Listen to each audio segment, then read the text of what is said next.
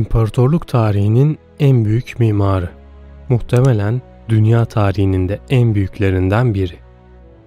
Osmanlı İmparatorluğu'nun gücünün ve sanatının en üst düzeyde olduğu dönemde diğer alanların önüne geçip mimarlık alanında tek isim olarak dönemini temsil etmiş bir mimardı. Mimar Sinan 98 yıllık hayatında 84 cami, 52 mescit, 57 medrese, 7 darülkürra, 22 türbe, 17 imaret, 3 hastane, 6 su yolu, 10 köprü, 20 kervansaray, 35 saray, 8 mahzen ve 48 hamam yaptı.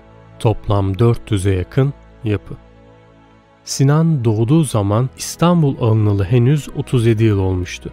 Fatih Sultan Mehmet 9 yıl önce ölmüş, Osmanlı tahtına 2. Bayezid geçmişti. Osmanlı Devleti Anadolu ve Balkanlara hakim olmaya başlamıştı. Küçük Sinan o dönemde köy olan Kayseri'nin Ağırnas mahallesinde dünyaya gelmişti. Dahi Sinan'ın çocukluk devrine ait elimizde çok az bilgi var. Sinan'ın yaşamı 22 yaşına kadar köyünde geçti. Köy halkı bulunduğu konum itibariyle taş ustalığı yapardı. Ellerinde bolca bulunan bu basit maddeyi en iyi şekilde işlemeyi zaman içinde öğrenmişlerdi. Bu durumu ticarete dönüştüren halk, yakın çevrelerde bina yapmaya giderlerdi. Bir yaz günü Sinan'ın ve dedesinin yolu tamir için Karatay Kervansarayı'na düştü. Dedesiyle birlikte kervansarayı onaracaklardı. Ancak küçük Sinan'ın karşısında daha önceden hiç görmediği bir yapı vardı. Taştan yapılmış bu sanat eseri karşısında adeta büyülenmiş gibi kalan Sinan'ın seyretmekten başka bir şey gelmedi elinden. Daha sonra Sinan dedesiyle birlikte birkaç kez daha Kayseri'ye gitti. Bu çalışmalar sırasında yalnız Karatay Kervansarayı değil, Kayseri'deki bütün büyük yapıları görüp inceleme olanağı buldu. Yıllar geçtikçe Sinan Kayseri'ye sık sık gelmeye başlamıştı. Artık köyde pek az kalıyordu. Buradaki medreselerde okuyor, yine dedesiyle çalışıyor ve kafası her zaman mimari eserler üzerine duruyordu. 1512 yılına gelindiğinde ilk defa Anadolu'dan devşirme asker toplanmaya başlandı. Ve Sinan'ın asıl macerası başlamış oldu. Sinan İstanbul'da Enderun denilen Acemi Olanlar Okulu'na girdi. Mimar Sinan'ın notlarında buraya ilk geldiğinde önce marangozlukla işe başladığını, daha sonra Mahir Usta'nın yanında cami, han ve çeşme inşaatında çalışıp mesleğin ilk bilgilerini aldığını söyler. Mimar Sinan Anadolu'da bulunduğu sürede Selçuklu mimarisini çok yakından biliyordu. İstanbul'a gelince ise Bizans mimarisini tanıma fırsatı bulmuştu.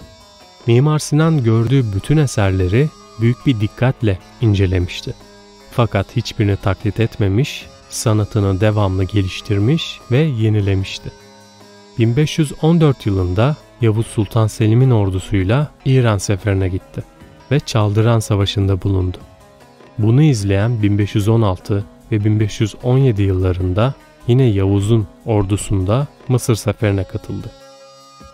Sinan bu Doğu ve Güney seferlerinde askeri görevinin yanı sıra yeni yerler, yeni yapılar keşfedip teorik ve pratik bilgilerini çoğaltıyordu. 1520 yılına gelindiğinde Yavuz'un ölüp Sultan Süleyman'ın tahta çıkmasından sonra Sinan Enderun'dan çıktı.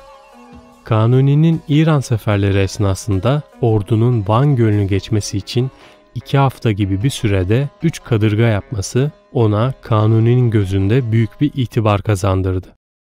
Lütfü Paşa sadrazam olunca o sırada ölen hasta mimarbaşı Acem Ali'nin yerine 1539 yılında baş mimar olarak atandı. Artık hayatının ilk dönemi bitmiş, ömrünün sonuna kadar sürecek olan baş mimarlık görevi başlamıştı. Görevinin ilk yıllarında İstanbul'da su sıkıntısı baş gösterdi. Padişahın kulağına giden bu durum akabinde Mimar Sinan'ı harekete geçirdi.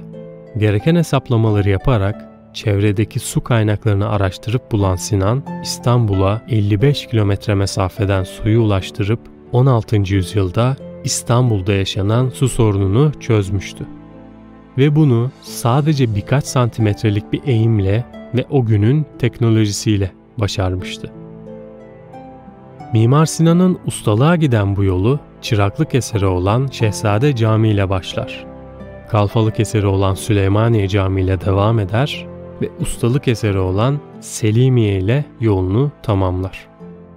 Ancak bu eserleri arasında bir eseri vardır ki belki de hikayesi en ilginç olanıdır. Üsküdar'da bulunan Şemsi Ahmet Paşa Camii, onun dehası hakkında anlatılanların en güzellerindendir. Bu cami aslında Mimar Sinan'ın ihtişam dolu eserleri arasında görünüş itibariyle sönük kalır.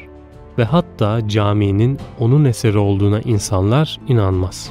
Ancak caminin ilginç bir yanı vardır. O da bu caminin hiçbir yerinde kuş pisliğine rastlanmamış olmasıdır.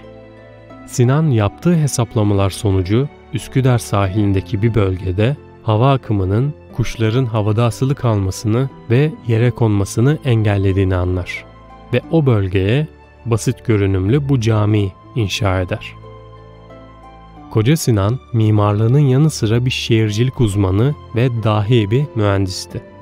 Mühendislik harikası olan Süleymaniye ve Selimiye gibi eserlerden Şemsi Paşa gibi en küçük yapıtına kadar Mimar Sinan'ın yaptığı eserlerin hepsinde aynı ciddiyet, dikkat ve özen gözlenmekte. Ve her birinde ayrı ayrı hayranlık duyulacak taraflar bulunmakta.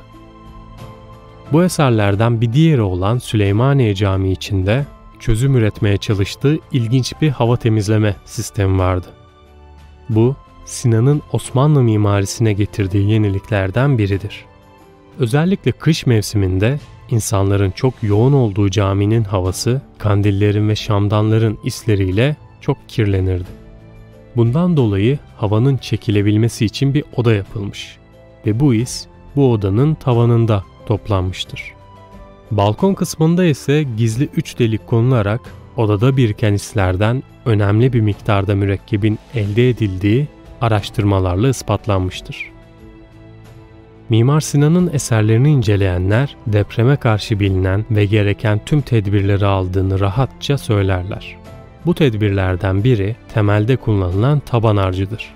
Sadece Sinan'ın eserlerinde gördüğümüz bu harç sayesinde deprem dalgaları emilir ve sallanma etkisi azaltılır. Yine yapıların yer seçimi de bir o kadar planlıdır. Zeminin sağlamlaşması için kazıklarla toprağa sıkıştırıp duvarları öyle inşa ettirirmiş. Mesela Süleymaniye Camii'nin temelini 6 yıl bekletmesi, temelin zeminde tam olarak oturmasını sağlamak içinmiş. Mimar Sinan'la ilgili yanlış bilinen bir noktada yokluk içinde ölmüş olması. Ancak böyle bir şey tabii ki de yok. Zaten fakir olmasını beklemek mantıklı olmaz. Sonuçta Osmanlı gibi bir devlette 25 yıl baş mimarlık yapmış birinden bahsediyoruz.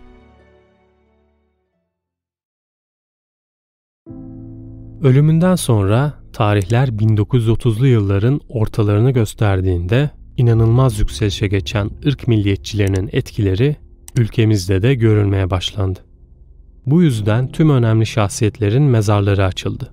Kafatasları çıkartıldı ve hepsi tek tek ölçüldü. Sonra da kökeni Türk mü değil mi karar verildi. Ağustos 1935'te Süleymaniye Camii'ndeki Mimar Sinan'ın mezarı kazıldı. Türk Tarihini Araştırma Kurumu üyeleri Mimar Sinan'ın kafatasını çıkartıp mezarı kapattırdılar. Daha sonra ise 1940'lı yıllarda bir antropoloji müzesi kurulması kararıyla toplanan 64.000 kafatasını sergileme kararı aldılar. Ancak bir sorun vardı.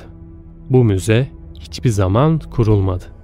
Zamanla kafatasların kimin olduğunu belirten işaretler de yok edildi. Böylece içinde Mimar Sinan'ın da kafatasının bulunduğu 64.000 kafatası kayıplara karıştı. Bu trajik hikayede böyle sonlandı. Umarım video hoşunuza gitmiştir. Bir sonraki videoda görüşünceye dek kendinize iyi bakın. Hoşça kalın.